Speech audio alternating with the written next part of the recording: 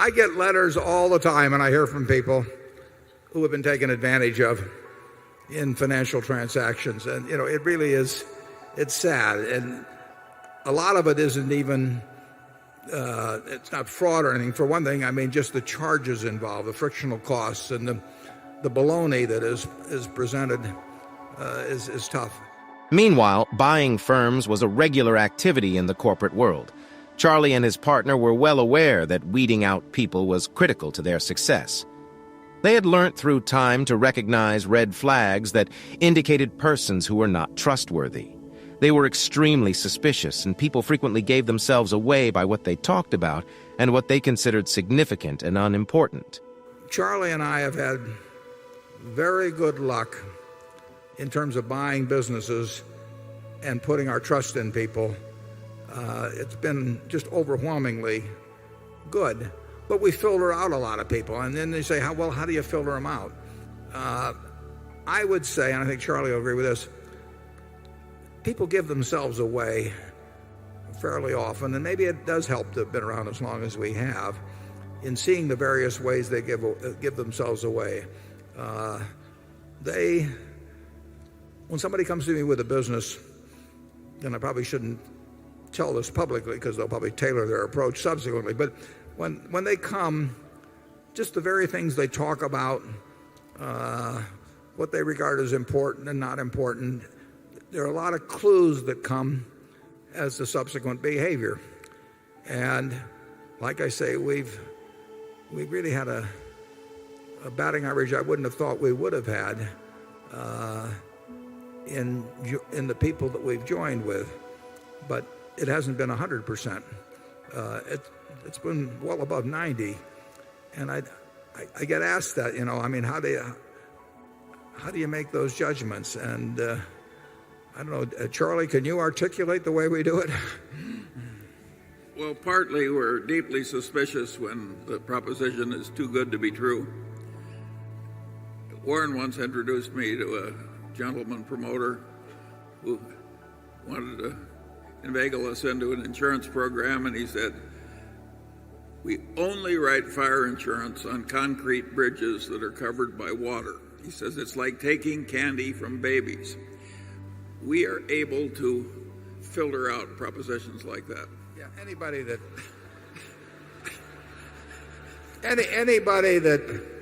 implicit in their comments or what they kind of laugh about or all kinds of things in terms of the fact, it's so easy, and it ain't that easy, and we get suspicious very quickly, and the truth is we rule out 90% of the times, and we may be wrong about a fair number that we're ruling out. The important thing is whether the ones we're ruling in we're right about, and so we don't mind.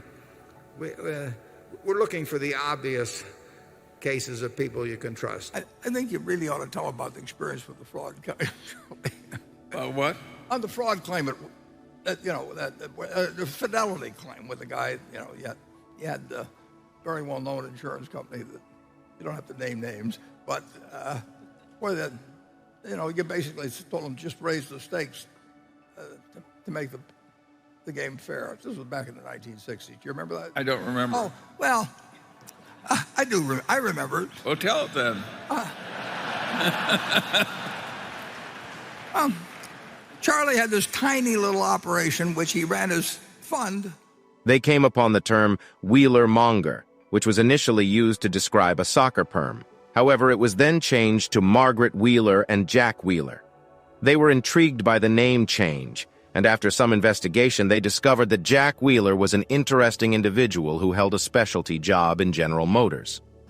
Also had a seat on the Pacific Coast Stock Exchange. The firm was called Wheeler-Monger. It was called Wheeler-Monger at first. Later it changed itself to Munger-Wheeler, and Jack Wheeler said, well, pretty soon it'll be Munger & Company, but that's okay. Jack Wheeler was a very interesting guy, and he had the specialist position in General Motors and a few things. And some employee stole I don't know, $12,000 or something like that from the firm. Well, I remember he hid the trading tickets.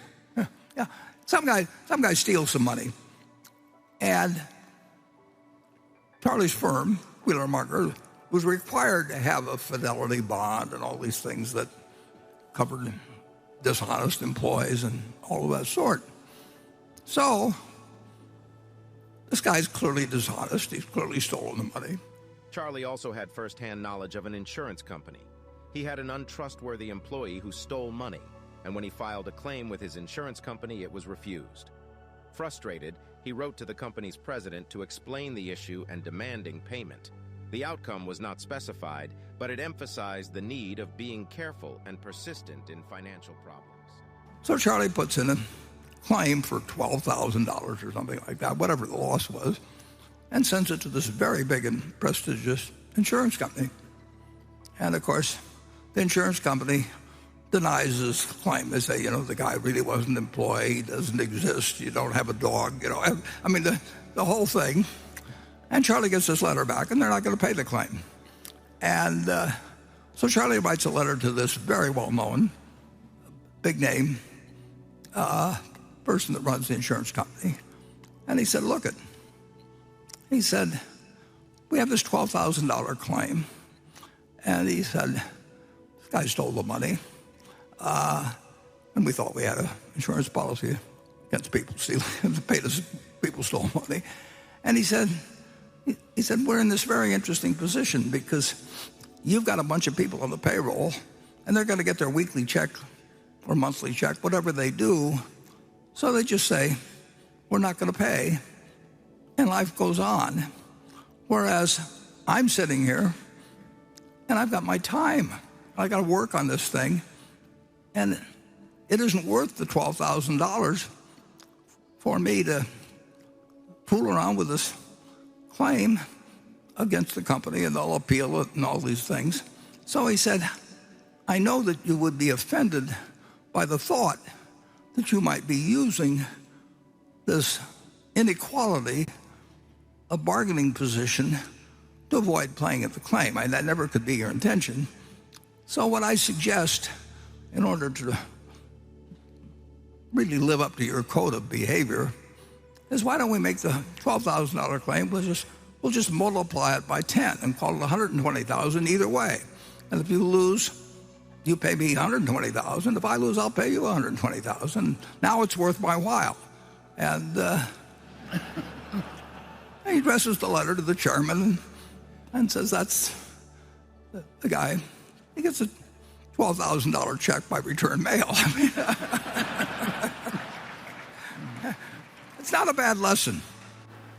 We can't identify 100% of the frauds or 90% or 80%, but there's certain ones that jump out to you. Just people give themselves away a lot too. I mean, in poker they talk about tells, and Charlie and I have bought a lot of businesses, and it's Overall, Charlie and his partner understood the importance of evaluating individuals when purchasing businesses. They were given the stock certificate and a large sum of money, with the expectation that the individuals would manage the business with the same zeal as before. They understood they couldn't completely analyze everyone, but they worked hard to be correct about the ones where they made a positive conclusion. Their selections were not always perfect, but they had been relatively excellent over the years, and their success reflected their diligence and hard work.